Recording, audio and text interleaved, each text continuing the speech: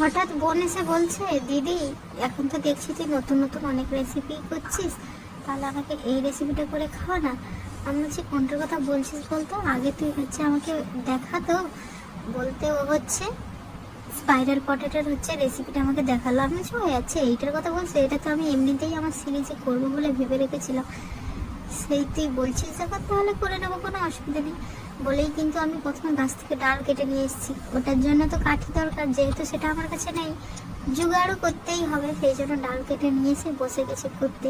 আমি কিন্তু কাটিংটা প্রথমবার করছিলাম, বেশ ভালোই হয়ে গেছে। আমি বুঝতেও পারছিলাম যে প্রথমবারেই এতটা হচ্ছে ভালো হয়ে যাবে বলে আমি ওটা হচ্ছে করছিলাম। সঙ্গে কিন্তু কিন্তু বোনকে রেখেছি যে আমি কীরকম বানাচ্ছি তুই দেখে নে, পরে কিন্তু হচ্ছে এইভাবে ট্রাই করে নেবে।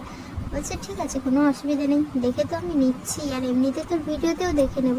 খেতে কিন্তু দুর্দান্ত হয়েছিল। বিকালবেলাতে বাড়ি চলে এলাম। ভিডিওটা কেমন লাগলো